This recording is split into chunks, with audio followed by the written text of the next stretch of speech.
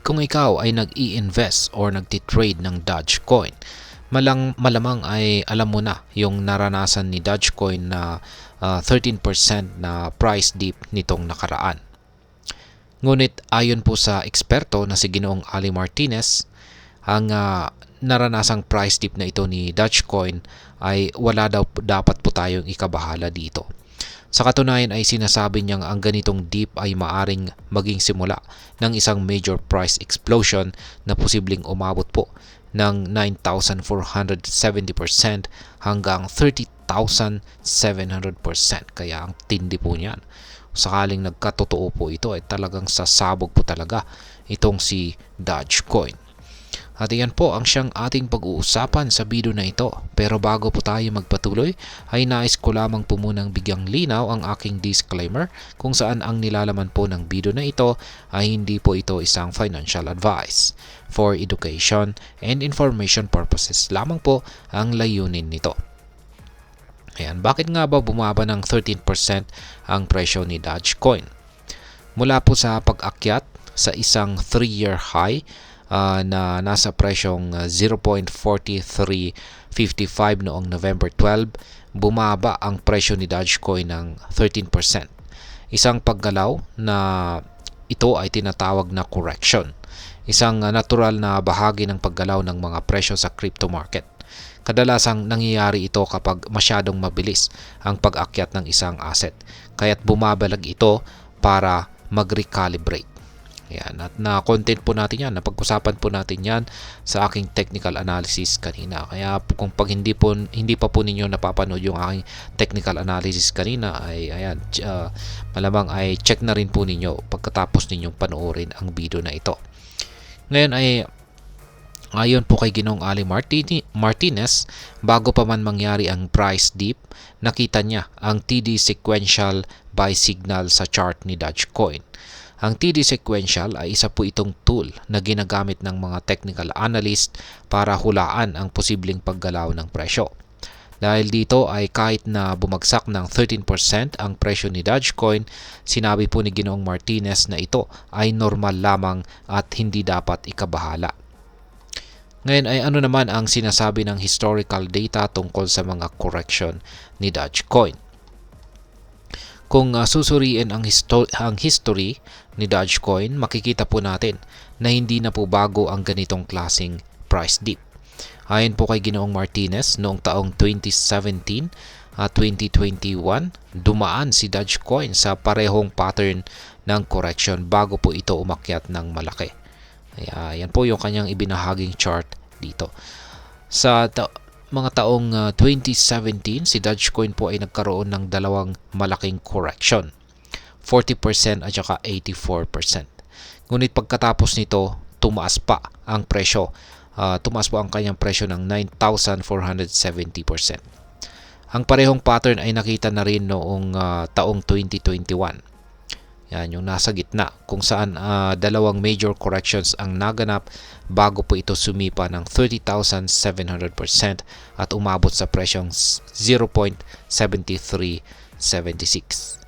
Kaya ipinapakita nito na kahit dumaan si Dogecoin sa matitinding pagbaba, kadalasang sinusundan ito ng malalaking pag-akyat.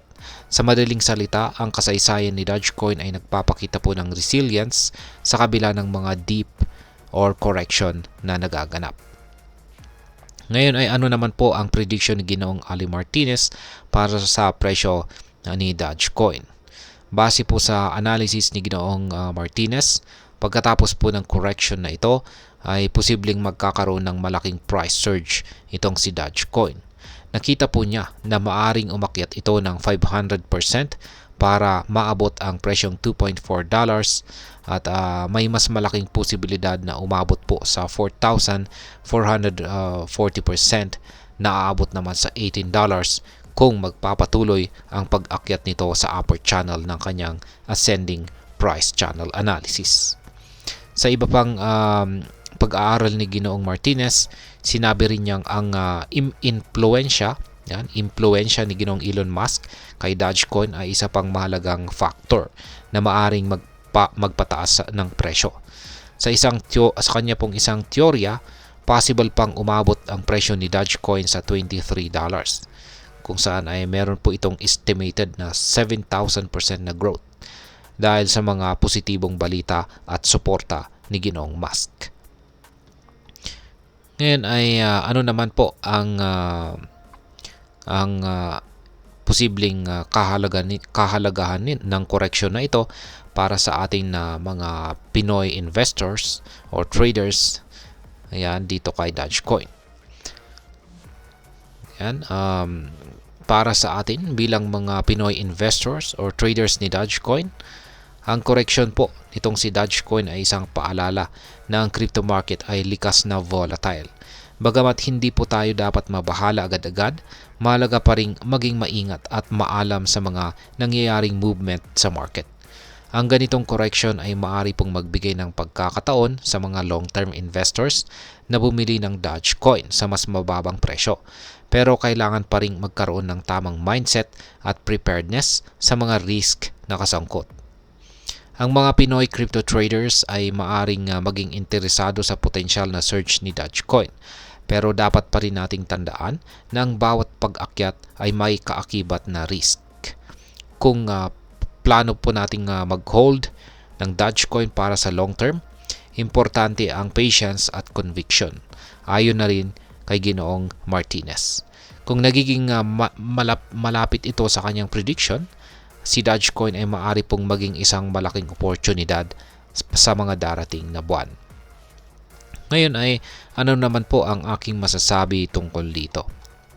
Kung ikaw ay nagbabalak na mag-invest kay Dogecoin, mahalagang tandaan na ito ay isang high-risk asset. Oo, may potensyal ito na magbigay ng malaking return base sa history nito at mga technical analysis. Pero ang volatility ni Dogecoin ay nangangailangan po ng maingat na pag-iisip at tamang financial planning. Maging handa sa pag-aaral ng crypto market at maging aware po na ang mga bullish predictions ay hindi garantisadong mangyayari.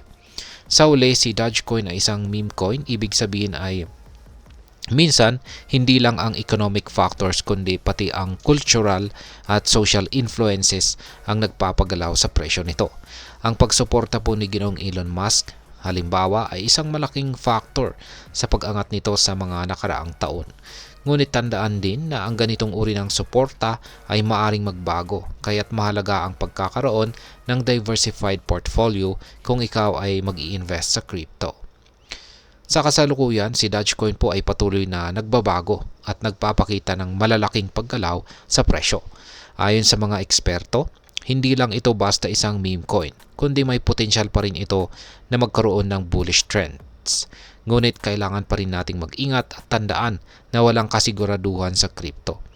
Para sa mga Pinoy na nagnanais mag-invest, mas mainam ang may tamang diskarte. Huwag puro excitement lang, kundi magkaroon na rin ng research at tamang pag-aaral.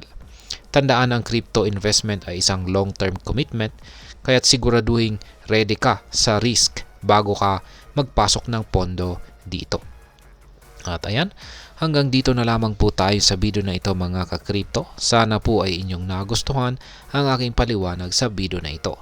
Kung inyo po itong nagustuhan, pakiclick lamang po ang like button nito. Marami pong salamat sa panonood. Ingat po tayo lagi at God bless po sa ating lahat.